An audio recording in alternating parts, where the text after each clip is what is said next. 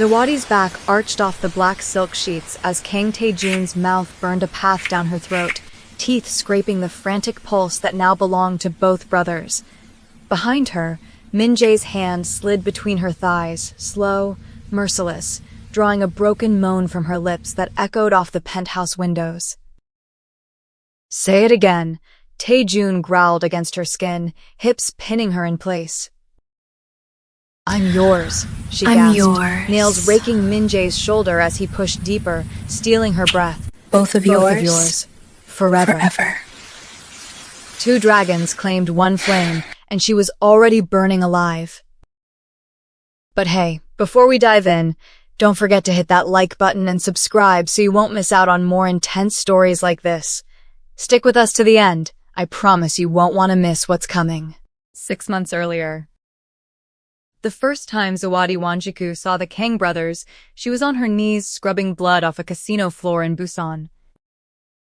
Not her blood.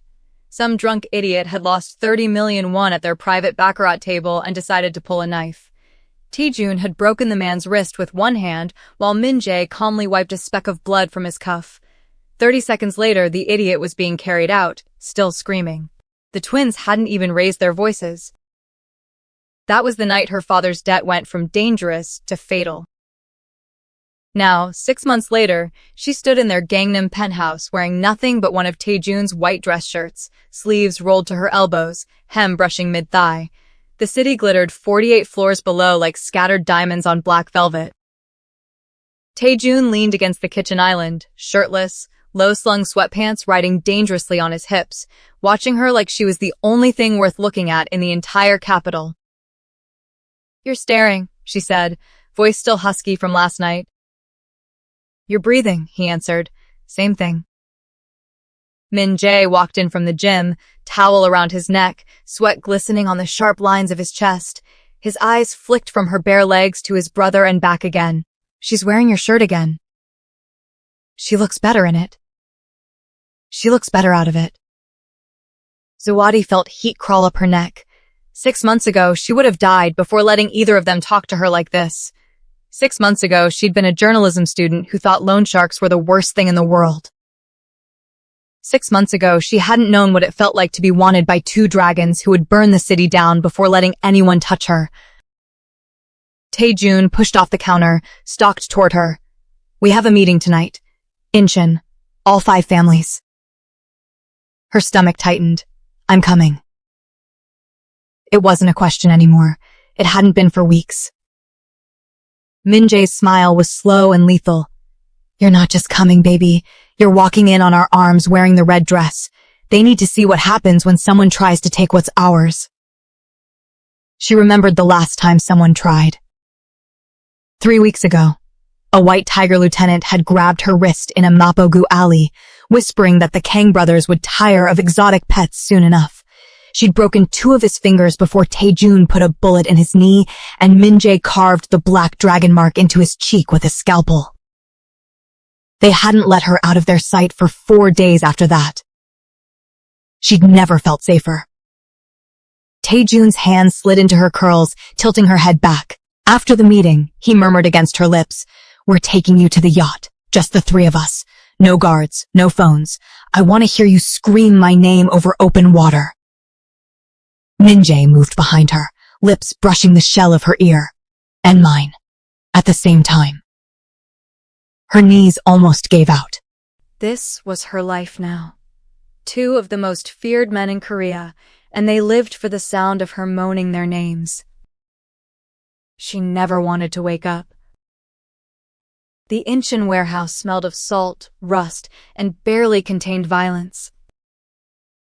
5 families. 1 table.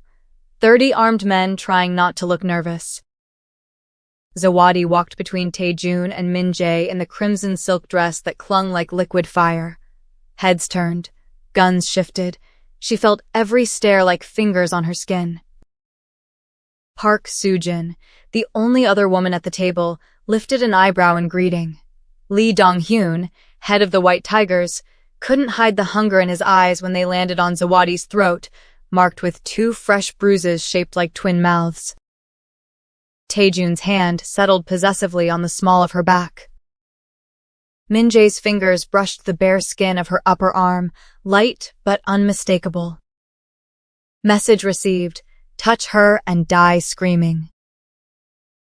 The meeting was supposed to be about port tariffs. It lasted exactly 4 minutes before Lee leaned forward. "I hear the Kang brothers have a new pet," he said in slow, deliberate Korean. "Pretty thing. Wonder how long before she gets bored of sharing." Silence fell like an axe. Zawadi felt Taejun go perfectly still, the kind of still that came right before bodies hit the floor. She stepped forward before either twin could move. "I'm not a pet," she said in flawless Seoul dialect, voice ringing clear in the sudden quiet. "I'm the reason your lieutenant cried for his mother last week. Want to find out why?" She reached under the slit of her dress and pulled the custom Glock Min-jae had given her for her birthday, pearl grip, engraved with a tiny dragon on both sides, and laid it on the table with a soft, deliberate clack. Lee's smirk faltered. Park Soo-jin started laughing. Taejun's hand slid down to squeeze Zawadi's hip, pride and possession pouring off him in waves. Min-jae's voice was silk over steel. "Does anyone else have questions about who she belongs to?" No one did. The rest of the meeting passed in stunned, respectful silence. On the drive back, Taejun had the partition up before they even left the dock. He dragged her into his lap the second the car moved, mouth crashing against hers, hands shoving the silk dress up her thighs. "You are perfect," he growled between kisses. "Fucking perfect." Min-jae watched from the opposite seat, eyes black with hunger. "Wait till we get home, brother. She earned the whole night." Zawadi laughed breathlessly against Taejun's lips. "I earned the whole weekend." They gave her 3 days. 3 days on the yacht, anchored off Jeju. 3 days of sun and salt and skin. 3 days of being passed between them like she was the only thing keeping them sane. On the second night, Taejun carried her to the top deck while Min-jae poured champagne. The stars were so bright they hurt to look at. Taejun set her on the railing, hands gripping her thighs hard enough to bruise. "Tell us again," he demanded, voice raw. Zawadi looked between them, her storm and her blade, her monsters and her salvation, and let the words fall like a vow. "I love you, both of you, always." Min-jae stepped behind her, arms wrapping around her waist, lips against her neck. "We loved you first," he whispered. "We'll love you last." Taejun kissed her like the world was ending. Maybe it was. Maybe theirs was just beginning. The typhoon hit Seoul like the city owed it money. Rain lashed the penthouse windows in sheets, thunder rolling so hard the glass trembled. Zawadi stood on the balcony in nothing but Min-jae's black dress shirt, arms wrapped around herself, watching lightning tear the sky open. She was 8 weeks pregnant, and the morning sickness had decided tonight was the night to punish her. The sliding door opened behind her. Taejun stepped out first, barefoot, sweatpants riding low, worry carved deep into his face. Min-jae followed, hair still damp from the shower, carrying a mug of ginger tea like it was the most fragile thing in the world. "You're going to catch a cold," Taejun muttered, already shrugging out of his hoodie to drape it over her shoulders. "I needed air," she whispered. Her voice cracked on the last word. Min-jae set the tea on the railing and cupped her face gently. "Talk to us." She laughed, wet and broken. "I just killed a man, Min-jae, 2 nights ago. I put a bullet in Juma's chest and watched the light leave his eyes, and I didn't even flinch. And now I'm standing here terrified because I felt the baby kick for the first time an hour ago, and I'm scared I'm too much of a monster to be someone's mother." Silence. just the storm and her heartbeat. Taejun's arms came around her from behind, strong and shaking. "You're not a monster." "I am," she choked out. "I chose this. I chose you. I chose blood and guns and power, and I liked it. What kind of mother does that make me?" Min-jae's thumb brushed the tear sliding down her cheek. "The kind who will burn the world down before letting anyone touch her child. The kind our baby is lucky to have." She turned in Taejun's arms and buried her face in his chest. He held her like she was the only solid thing left in the universe. "I'm scared," she whispered against his skin. "I'm so scared I'll ruin her." Taejun's voice was raw. "Then we'll ruin the world together, so she never has to know what fear feels like." Min-jae pressed his forehead to hers. "You're not doing this alone, Zawadi. Never again." She cried then. Ugly, wrenching sobs that tore out of her chest like shrapnel. They held her through all of it, 2 dragons shielding their flame from the storm. Later, in bed, she lay between them.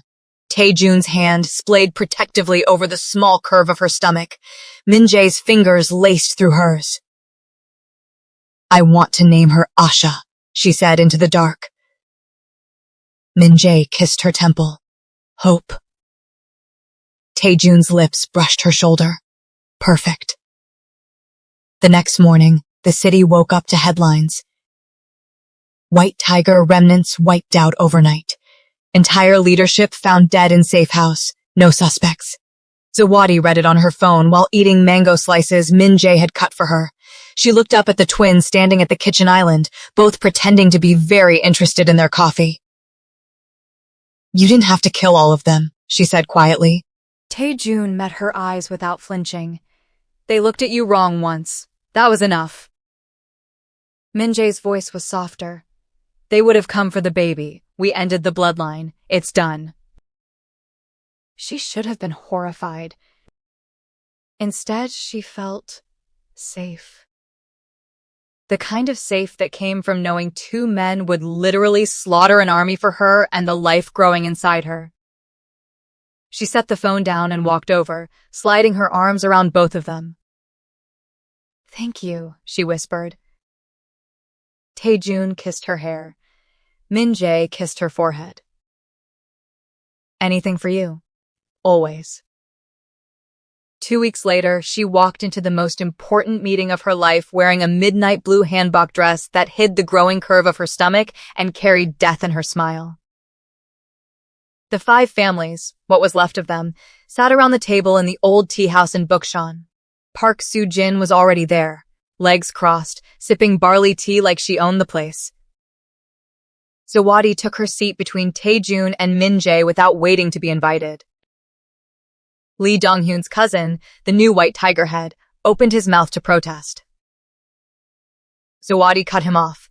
"You're breathing my air right now because I allow it. Speak again and we'll see how long that lasts." Silence. Park Soo-jin's smile was slow and approving. Zawadi leaned forward. "Here's how this is going to work. There will be one family, Black Dragon, my family. You keep your territories, your soldiers, your profits. You pay 30% to us. In return, no one touches you. Ever. You want to refuse?" She slid a folder across the table. Inside, photos of every single person in the room with their families. Children leaving school, wives at the market, mistresses in love hotels. The message was crystal. Park Soo-jin was the first to stand. "I'm in." One by one, they all folded. By the time Zawadi stood up to leave, the entire Seoul underworld belonged to 3 people. And one of them wasn't even born yet. That night, they celebrated on the penthouse rooftop. Taejun had strung fairy lights. Min-jae had cooked actual home-cooked bulgogi and japchae because apparently the quiet dragon could cook like a Michelin chef when he wanted to impress her. They ate under the stars, her feet in Taejun's lap, Min-jae feeding her pieces of mango between kisses. "I have something for you," Taejun said suddenly. He pulled out a small velvet box. Inside, a ring. Black gold band, one flawless ruby shaped like a flame, two smaller diamonds on either side like dragon eyes. Min-jae took her left hand. Taejun took her right. We had it made the day we found out about Asha, Min-jae said quietly. One ring, two dragons, one flame. Zawadi's eyes filled with tears. Marry us, Taejun said, voice rough. Not because of a contract, not because of a debt. Marry us because you want to, because you love us. She looked between them, these two impossible men who had bought her, broken her, rebuilt her into something stronger. Yes, she whispered, 1,000 times yes. They slid the ring onto her finger together. Then they made love to her under the fairy lights, slow and reverent, hands worshipping the life growing inside her, mouths whispering promises against her skin. After, she lay between them, ring catching the moonlight, city silent beneath them for once. I used to think love was soft, she murmured, gentle, safe. Taejun kissed her bare shoulder. And now? Now I know love can have teeth. She smiled, sharp and beautiful and utterly unafraid. We're not done yet, babies. You can't wait to see what happens next, the birth, the final war, and the moment Zawadi becomes the most powerful woman in Korea while covered in blood and afterbirth. You thought this was intense? Wait until you see what's coming. Comment on your favorite moment so far. Who made you scream louder, Taejun or Min-jae? Smash that like button, subscribe, turn on the bell, and make you share this with your toxic bestie who loves dark romance. The first contraction hit Zawadi like a bullet to the spine. She was standing in the private elevator, 39 weeks pregnant, on her way to the most important summit of her life, wearing a custom black suit that made her look like the queen of hell. The pain folded her in half so fast she dropped the tablet she'd been reading. Taejun caught her before she hit the floor. Zawadi, breathe, baby, breathe. Another contraction slammed into her, closer than the first. Water gushed down her legs, soaking the Italian leather shoes Min-jae had buckled for her that morning.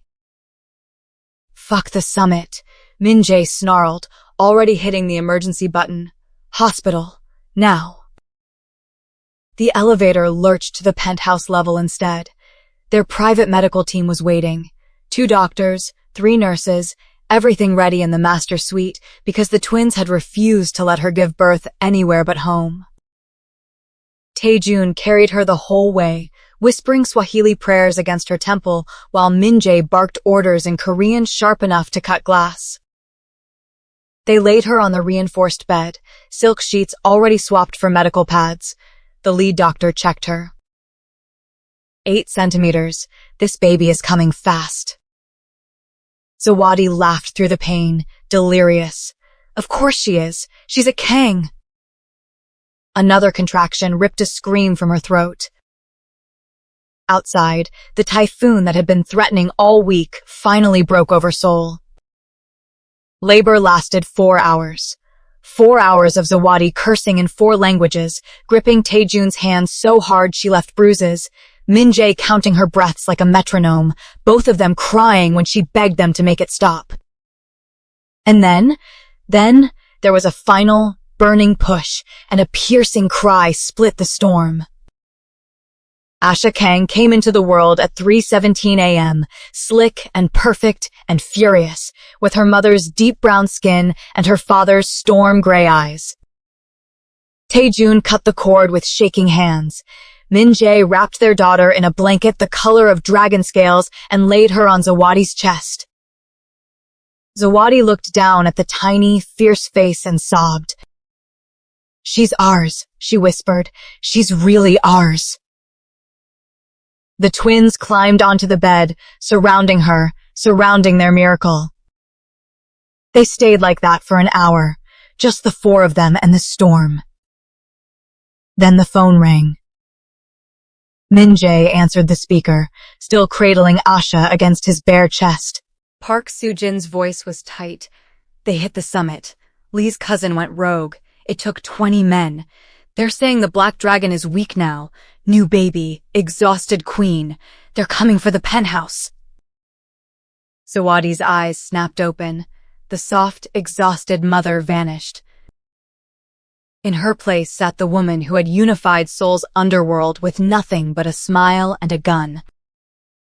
She kissed Asha's tiny forehead, handed her to the nurse, and stood up on legs that should not have held her. "Give me 5 minutes," she said, voice ice. Taejun started to argue. "Zawadi, you just—" She silenced him with a look that could have leveled cities. "I just gave birth to our daughter in the middle of a war declaration. They want to see weakness?" She walked to the safe, keyed in the code, pulled out the twin Desert Eagles Min-jae had custom-made for her, black and gold, engraved with dragons and her name in Hangul and Swahili. They're about to meet the Mother of Dragons. Min-jae's smile was slow, proud, and terrifying. Taejun kissed her hard. "We'll hold the lobby. You take the roof. Snipers are already in position." She was still bleeding between her thighs, still leaking milk through the black tactical bra, but she moved like death itself. They rode different elevators, the building locked down floor by floor. Every guard in the Black Dragon network mobilized. The attackers breached the private garage at 4:02 a.m. By 4:07, the lobby looked like a slaughterhouse. Taejun and Min-jae fought back-to-back the way they had since they were children, storm and blade, unstoppable. Zawadi took the service stairs to the roof, barefoot, blood still trickling down her legs, rain plastering her hair to her face. She stepped out into the typhoon. 20 men in black tactical gear froze when they saw her. The rogue leader laughed. The Kang whore came to play. Zawadi smiled. Then she opened fire. 2 Desert Eagles, 40 rounds, 20 bodies. She didn't miss once. When the last man dropped, she stood in the pouring rain, guns smoking, afterbirth and enemy blood mixing at her feet, and screamed into the storm, a sound of pure, feral triumph. Taejun and Min-jae found her like that 5 minutes later. They dropped their weapons and ran to her. She collapsed into their arms, adrenaline crashing, body finally giving out. Min-jae caught her before she hit the ground. Taejun pressed his forehead to hers, voice breaking. "You're insane. You're perfect. Never do that again." She laughed, weak and delirious. "Take me to our daughter." They carried her back downstairs, past the bodies, past the wide-eyed guards who would tell this story until they died. The night the queen gave birth, and then painted the roof red. The nursery was warm and quiet. Asha was asleep in her bassinet, tiny fist curled by her cheek. Zawadi crawled into the massive bed, still trembling, and the twins stripped off their blood-soaked clothes and climbed in on either side. Min-jae laid Asha on Zawadi's chest. Taejun wrapped his arms around them both. Outside, the typhoon began to calm. Inside, the most powerful family in Korea slept tangled together, mother, fathers, daughter, hearts beating in the same fierce rhythm.